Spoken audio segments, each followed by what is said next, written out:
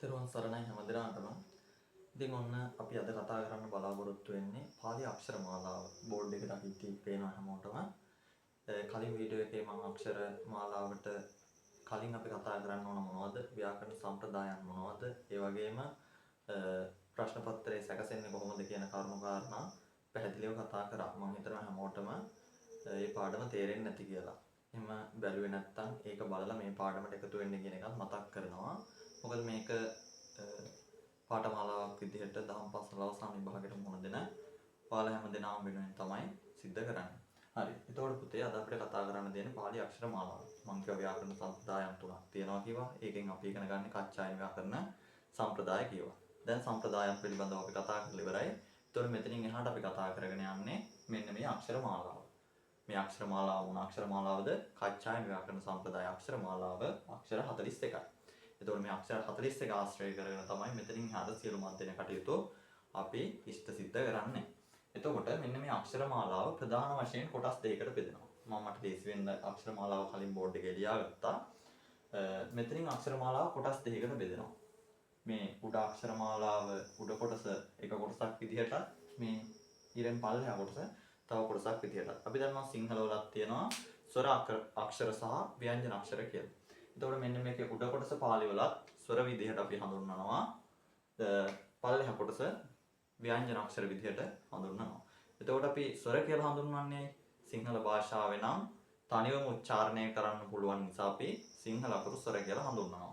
ව්‍යංජන කියලා අපි හඳුන්වන්නේ ඇත්ත වශයෙන්ම ශුද්ධ ව්‍යංජනයක් කියන්නේ හල් අකුරක්. දැන් මේ අල් කයන්න නැත්නම් කයන්න ගත්තොත් අල් කයන්න ධන අයන්න මෙන්න මේ විදිහට එකතු වෙලා තමයි මෙන්න මේ කයන්න කියන එක හැදිලා තියෙන්නේ. එතකොට අනිත් අකුරුත් ඒ වගේ තමයි හැදිලා තියෙන්නේ. හැබැයි පුතේ මෙන්න මේ ස්වර අකුරු ගත්තාම අයන්න හැදිලා තියෙන අයන්නට අමුතුවෙන් අකුරක් එකතු වෙලා නැහැ. ආයන්නටත් අමුතුවෙන් අකුරක් එකතු වෙලා නැහැ. යන්න කියන ඒවාටත් අමුතුවෙන් මේ ස්වර අකුරු වලට කිසිම අකුරක් එකතු වෙලා නැහැ. ඒ නිසා අපි පාලියේදීත් හඳුන්වනවා සයම් රාජෙන්ති තීසරා කියලා. ඒ කියන්නේ තමාම බැබලේ නැත්තම් තමාම කියවේ යන අදහසින් ස්වර කියලා හඳුන්වනවා. එතකොට පාලි භාෂාව අපිට ස්වර තියෙනවා හඳුන ගන්න පුළුවන් ස්වර අක්ෂර 8ක්. ඒකෙන් ප්‍රධාන වශයෙන් ස්වර අක්ෂර කොටස් දෙකකට බෙදෙනවා. අපි අක්ෂර පිළිවෙලට කතා කරගෙන යන ප්‍රධාන කොටස් දෙකකට බෙදනවා කියලා ස්වර ව්‍යංජන කියලා. එතකොට මේ ස්වර අක්ෂර 8 ප්‍රධාන වශයෙන් කොටස් දෙකකට බෙදෙනවා. ඒ තමයි රස්ව ස්වර සහ දීර්ඝ ස්වර කියලා අපි හඳුන්වන්නේ. රස්ව ස්වර කියන්නේ උච්චාරණයේදී කෙටි කාලයකින් උච්චාරණය වන අක්ෂර. මාත්‍රා එකක කාලය ගන්න අක්ෂර කියනවා. දැන් අයන්න ගත්තොත් අයන්න කියන එක අ කියලා ඉවරයි. හැබැයි ආයන්න ගත්තොත් ආ යන්න ගත්තොත් ඊ යන්න දීර්ඝයි. උ කියන අකුරු මෙන්න මේ අකුරු අයන්න යන්න උයන්න කියන අකුරු රස්ව අක්ෂර විදිහට අපි පාලි භාෂාවේ හඳුන ගන්නවා. ඒ වගේම මම මේ රවුම් කරන අක්ෂර දීර්ඝ අක්ෂර විදිහට අපි හඳුන්වනවා. එතකොට කෙනෙකුට ප්‍රශ්නයක් එන්න පුළුවන් මෙන්න මේ AO දෙක මෙතන රස්වව තියෙන AO කියලා දීර්ඝ අකුරු දෙකක් තියෙනවා කියලා අපි සිංහල භාෂාවේ නම් දන්නවා. පාලි භාෂාවේ මෙන්න මේ AO කියන අක්ෂර දෙක රස්වව ලියවිලා තියෙනවා. හැබැයි මෙතන දීර්ඝ කියන කොටසට තමයි අයත් වෙන්නේ. ඒකට හේතුව තමයි මේ ව්‍යාකරණ සම්ප්‍රදායේ මේ රස්ව ලෙස ලියුණත් AO කියන අක්ෂර දෙක දීර්ඝ කොටසට අයත් වෙනවා. එතකොට අපිට පාලි අක්ෂර මාලාවේ රස්ව 3ක් සහ දීර්ඝ අක්ෂර 5ක් හඳුන ගන්න පුළුවන්කම තියෙනවා. ඔයාලා පිළිවෙලට ලියා ගන්න අක්ෂර මාලාව ලියාගෙන රස්ව ස්වර 3යි දීර්ඝ ස්වර 5යි කියලා හරියට සටහන ලියා ගන්න. මම මේ බෝඩ් එකේ ඉඳ තියෙන විදිහට ඔයාලට පැහැදිලි කරලා දෙන්නම්. ඊට පස්සේ අපිට හම්බෙන අක්ෂර ටික තමයි මෙන්න මේ ව්‍යංජන අක්ෂර. මේ තියෙන්නේ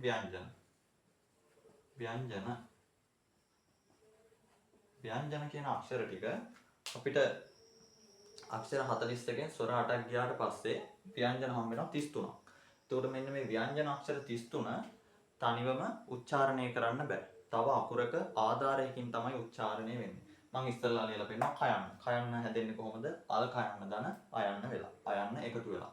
ක හැදෙන්නේ කොහොමද? මහ ප්‍රාණ අල් කයන්න දන අයන්න එකතු වෙලා. මේ අක්ෂර හැම එකක්ම එහෙම තමයි හැදෙන්නේ.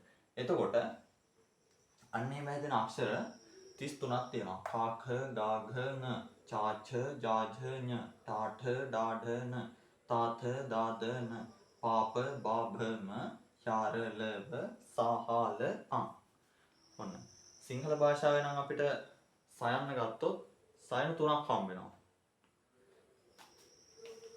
මෙන්න මේකයි මේ සයන්නයි මෙන්න මේ සයන්නයි.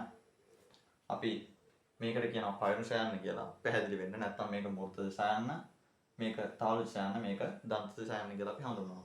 එතකොට මේකට අපි කියනවා ගයන සයන්න කියලා. මේකට සමනල සයන්න කියලා කියනවා. මෙන්න මේ සමනල සයන්න විතරයි පාලි භාෂාවේ තියෙන්නේ.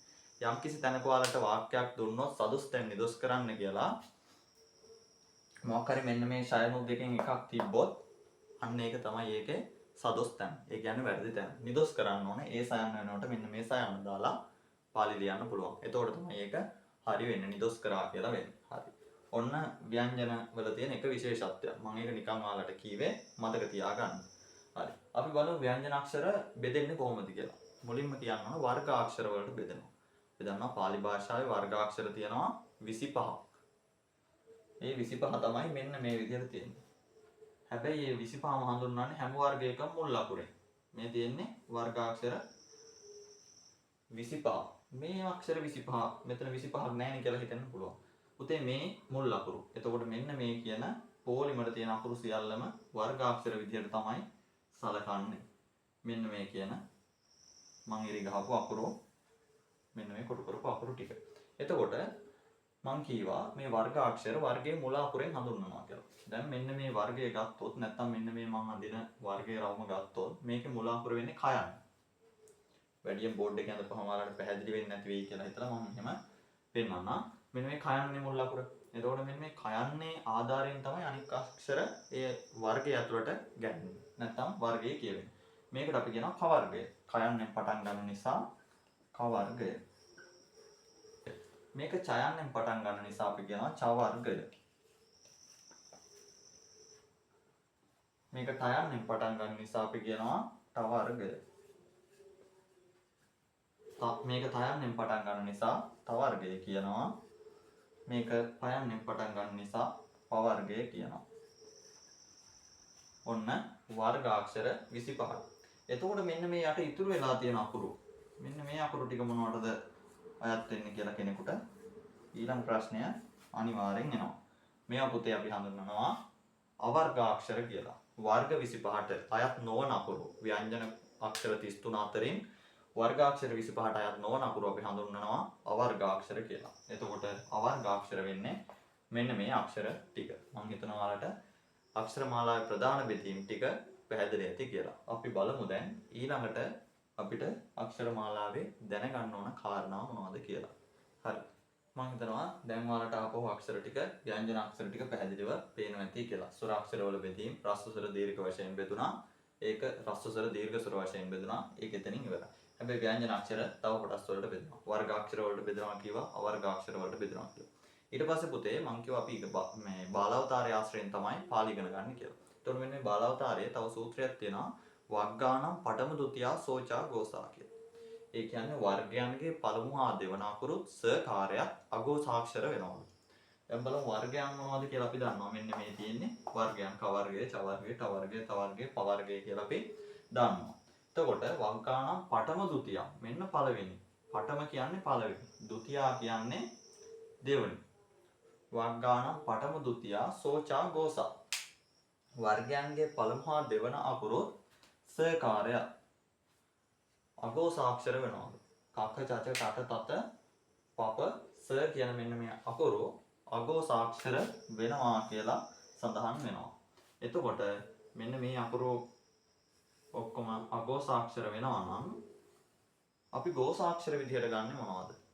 පුතේ මෙන්න මේ කොටස රායත් වෙන්නේ නැති ගගන ජජන ඩඩන දදන බබන යරලව හල හල කියන මෙන්න මේ අකුරු ටික අක්ෂර නෙමෙයි ගෝසාක්ෂර කියලා හඳුන්වනවා. එතකොට වර්ගාක්ෂර, අවර්ගාක්ෂර, ගෝසාක්ෂර, අගෝසාක්ෂර අපි දන්නවා. ඊට පස්සේ අපි ඊළඟට දැනගන්න ඕන ඔයාලා ධම්මපදයේ ගාථාවෙන් පාඩම් කරද්දි මේ මහ ප්‍රාණාක්ෂර මොනවද කියලා. මහ ප්‍රාණාක්ෂර කියන්නේ උච්චාරණයේදී මුඛයෙන් දැඩි ශබ්දයක් පිට වෙන අක්ෂර. මහ ප්‍රාණ සහ ආල් ප්‍රාණාක්ෂර කියලා අපි හඳුන්වනවා. එතකොට මහ ප්‍රාණ කියන්නේ මහා ප්‍රාණ. අපිට කියවෙද්දිම තේරෙනවා මහා ප්‍රාණ මුඛයෙන් දැඩි ශබ්දයක් පිටවන අකුරු.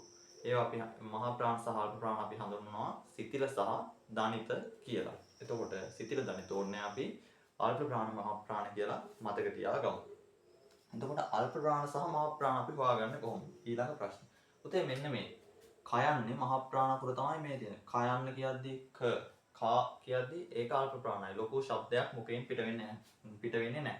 හැබැයි ක කියද්දී විශාල ශබ්දයක් මුඛයෙන් පිට වෙනවා. ඒ වගේම තමයි ච කියද්දී විශාල ශබ්දයක් පිට වෙනවා. ඨ කියද්දී ඒ විශාල ශබ්දයක් පිට වෙනවා. ඒ වගේම ත ප කියන අක්ෂර මුඛයෙන් අපි උච්චාරණය කරද්දී දැඩි ශබ්දයක් පිට වෙනවා. ඒ නිසා අපි ඒවා මහා ප්‍රාණ කියලා හඳුන්වනවා. ඒ වගේම තමයි ග ජ ඩ ද බ කියන මෙන්න මේ අකුරු අපි මහා ප්‍රාණ අක්ෂර කියලා හඳුන්වනවා. අයන දෙකක් තියෙනවා අපිට පාලි වල. හැබැයි එක සයන්නයි තියෙන්නේ. ඒ වගේම ඊළඟට අපි දැනගන්න ඕන වර්ගාන්තාක්ෂර. වර්ගාන්තාක්ෂර කියලා අපි හඳුන්වන්නේ නා ඤ න නාම. මේ තියෙන්නේ මෙන්න මේ අක්ෂර ටික. නා ඤ න නාම කියන මෙන්න මේ අක්ෂර පහ වර්ගාන්තාක්ෂර වර්ගයන්ගේ අන්තයේ පිහිටලා තියෙන නිසා වර්ගාන්තාක්ෂර කියලා හඳුන්වනවා. ඒ වගේම මේවට අපි කියනවා නාසිකාක්ෂර. ඤ නමානම් නාසිකා කියලා සංස්කෘතය හඳුන්වනවා. පාලියේ ඥාන නාම කියන ඒවා වර්ගාන්තාක්ෂර විදිහට හඳුන්වනවා. මම හිතනවා ව්‍යංජන අක්ෂරවල ඔය කියලා දීපු බෙදීම් ටික ඔයාලට පැහැදිලි වෙන්නේ නැති කියලා. මොකක් හරි ප්‍රශ්නයක් තියෙනවා නම් ඒකත් අනිවාර්යෙන් කමෙන්ට් එකක් දාලා හරි අහන්න. ඒකටත් පුළුවන් විදිහට පිළිතුරක් ලබා දෙනවා. එතකොට ඒතර ව්‍යංජනවල ප්‍රධාන වශයෙන් අපි දැනගන්න ඕන කොටස් ටික ඔන්න ඔය ටික. තව තියෙන ඕන අක්ෂර උත්පත්ති ස්ථාන අපිට දැනගන්න. එක ස්ථානයකින් උපදින අකුරු තියෙනවා, ස්ථාන දෙකකින් උපදින අකුරු තියෙනවා. ඒවා සූත්‍ර අනුසාරයෙන් පැහැදිලි කරන්න පුළුවන්. නමුත් ඔයාලට ඒක එච්චර වැදගත් වෙන්නේ නැහැ. පාලි භාෂාව ඉගෙන ගන්න කෙනෙකුට මේක සෑහෙන වැදගත් වෙනවා. දහම් පාසල් අවසාන විභාගයට මුහුණ දෙන ඔයාලට මේ ටික දැනගත්තාම වැදගත්. ඊළඟට පුතේ තව විශේෂ කාරණයක් තියෙනවා. ඒ තමයි මේ ස්වර අක්ෂරවල ඒ ඕ දෙකේ විශේෂ සිදුවීමක් තියෙනවා. බලමු මේ විශේෂ සිදුවීම මොකක්ද කියලා. මෙන්න මේ ඒ ඕ අක්ෂර දෙක. ඒ ඕ අක්ෂර දෙක කියන්නේ මං කීවා පාලි භාෂාවේ දීර්ඝ කොටසේ තමයි ලියවෙන්නේ. රස්ව උනත් දීර්ඝ කොටසේ. එතකොට අපි දැන් පිරිත් පොත් වහන්සේ වගේ සජ්ජායනා කරද්දී අපි දකින්නේ මෙන්න මෙහෙම තියෙනවා. එවං මෙසුතං මෙන්න මෙහෙම තියෙනවා අපි දකින්නේ. හැබැයි පුතේ අපි කොයි වෙලාවකවත් පිරිත් පොත් වහන්සේ සජ්ජායනා කරද්දී මේක එවං මෙසුතං කියලා උච්චාරණය කරන්නේ නැහැ. අපි උච්චාරණය කරන්නේ ඒවං මේසුතං ඒකං සමයං භගවාසාවත්‍යං විහෙරති කියලා.